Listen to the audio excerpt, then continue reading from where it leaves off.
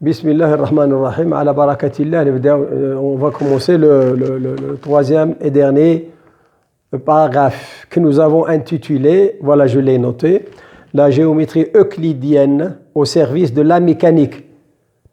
Mécanique avec un M majuscule.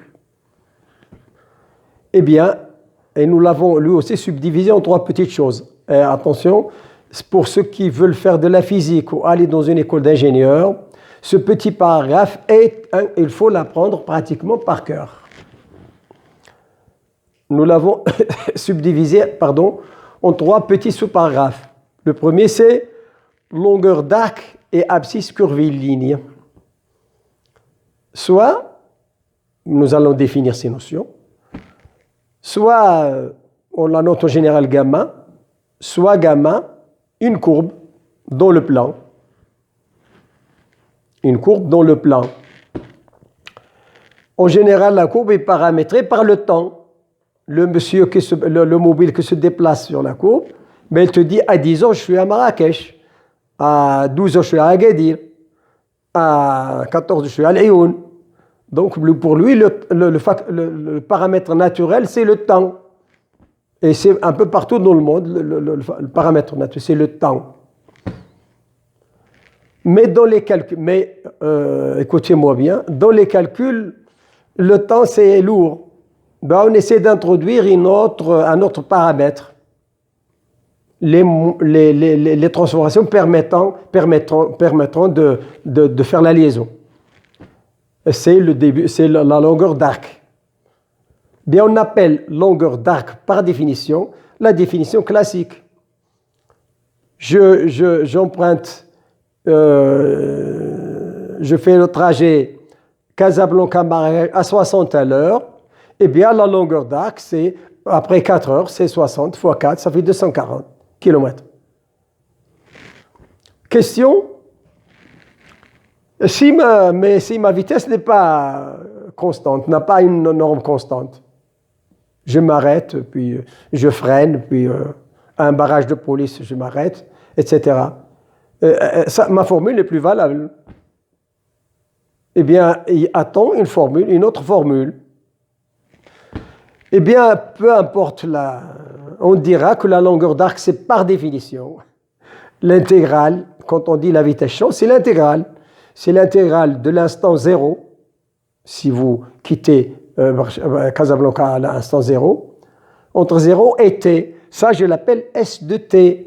Donc l'intégrale de 0 à t, de la norme de la vitesse fois dt.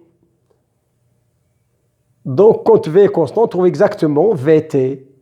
Quand t n'est pas constante, mais c'est pour ça qu'on a introduit l'intégrale. C'est pour récupérer le cas où v n'est pas constant, n'a pas un module constant. Donc S, je l'appelle S comme ça, parce que dans la littérature, on trouve le S. S de t égale par définition l'intégrale de 0 à t de la norme de v de t dt. Et c'est ça ce qu'on appelle l'abscisse curviligne. Le mot abscisse, on ne le justifie pas pour l'instant. Croyez-nous, c'est très efficace, ce S. Et on l'appelle l'abscisse curviligne. Donc, retenons abscisse curviligne, et S de t égale l'intégrale de 0 à t de la norme de V, norme euclidienne, dt. Bien, maintenant, on passe à la longueur. Comment calculer la longueur dans la pratique? Eh bien, je dis que je viens d'y faire allusion. Si ma vitesse est constante, eh bien, j'intègre la vitesse. Mais si elle n'est pas constante, je dois intégrer la vitesse. Est-ce qu'il n'y a pas un autre moyen? Oui, il y a un autre moyen. C'est de dire que la longueur d'une courbe, c'est le sup c'est le max, des longueurs des lignes brisées inscrites dans la courbe. C'est-à-dire des segments. Vous négligez la courbe, vous prenez des points sur la courbe, vous prenez des segments, on sait qu'ils ont une longueur euclidienne, faites la somme de tous, et les points, vous mettez de plus en plus de points plus proches les uns des autres au fil de votre action, et vous allez prendre le sup des L s'il existe, et vous allez l'appeler la longueur de la courbe en question. Donc je répète, qu'est-ce qu'on retient? La longueur de la courbe est égale au sup, ça veut dire le plus grand, c'est la limite, de la somme de la longueur des lignes brisées inscrites dans la courbe.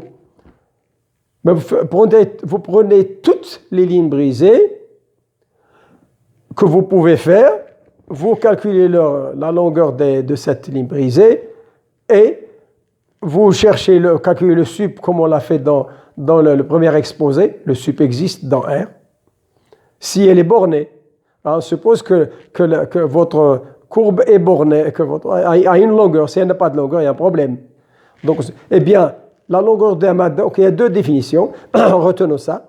Ou bien le max ou le sup des longueurs des lignes brisées inscrites dans la courbe en question, ou bien c'est l'intégrale de 0 à t, de dv sur dt, du module de la vitesse fois dt. Retenons ces deux choses. Eh bien, un conseil très, très précieux, retenez les deux si vous voulez être bon en physique et en mathématiques dans le supérieur. Retenez les deux formules et montrez qu'elles sont égales. Écoutez-moi bien. Retenez-les parfaitement et montrez parfaitement qu'elles sont égales. Ça rend d'énormes services. Donc, et les définitions et les preuves doivent être apprises par cœur. C'est un exercice très, très, très formateur. Cela dit, je vais passer maintenant à une notion fort utile en mécanique. Imaginons que vous avez une courbe dans le plan. Ça peut être une droite, un cercle, une parabole, une ellipse, une hyperbole, un n'importe quoi. Une courbe. Pardon. Qu'est-ce qui fait qu'elle soit courbe? Qu'est-ce qui fait qu'elle se courbe? Pardon. Eh bien, pour une droite, par exemple, qu'est-ce qui fait que la droite ne soit pas courbe, ne présente pas de courbe? Pardon.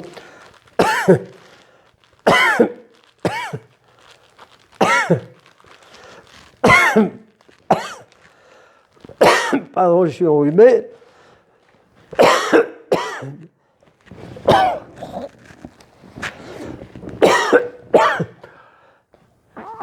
Excusez-moi. Une droite. Vous accompagnez le mobile et vous regardez sa vitesse. Vous voyez que sa vitesse garde toujours une direction fixe. Autrement dit, l'angle qu'elle fait avec l'axe des x, par exemple, ou n'importe quel axe, est fixe et constant. Donc retenons ça. Si j'accompagne mon mobile dont la trajectoire est une droite, je constate que la direction que fait le vecteur vitesse avec une direction fixe est constant. Question, est-ce que c'est pas là que réside la notion de courbure? Eh bien oui, justement. Seulement nous, maintenant, on va supposer que notre mobile est animé d'une vitesse v de norme 1, pour simplifier l'exposé. On verra que c'est toujours possible. Eh bien, je dirais qu'une courbe est courbe, qu'une trajectoire se courbe, si et seulement si le vecteur tangent unitaire, l'angle qu'il fait avec une direction fixe, change.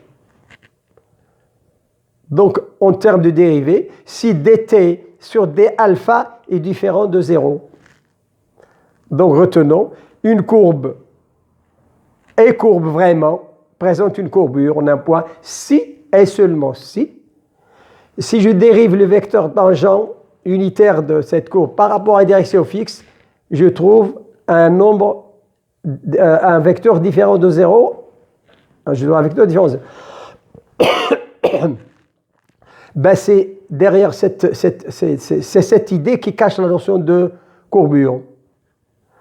Et